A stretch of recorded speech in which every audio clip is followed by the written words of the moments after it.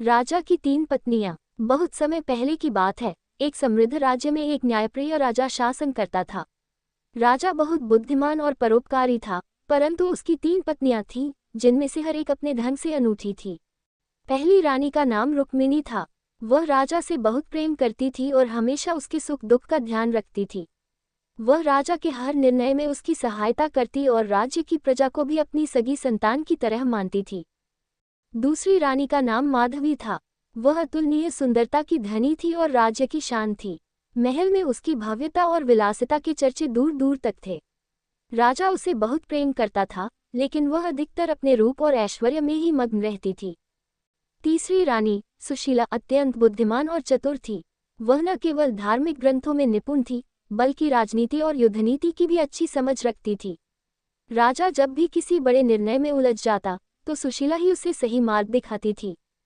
एक कठिन परीक्षा। एक दिन राजा गंभीर रूप से बीमार पड़ गया। वैद्यराजों ने पूरी कोशिश की, लेकिन राजा की हालत बिगड़ती गई। तब एक साधु महल में आए और बोले, राजा को बचाने के लिए सबसे प्रिय व्यक्ति को अपना जीवन समर्पित करना होगा। राजा ने अपनी तीनों पत्नियों की ओर देखा और उनसे पूछा, क्या तुम में से कोई मेरे लिए अपना जीवन समर्पित कर सकती हो?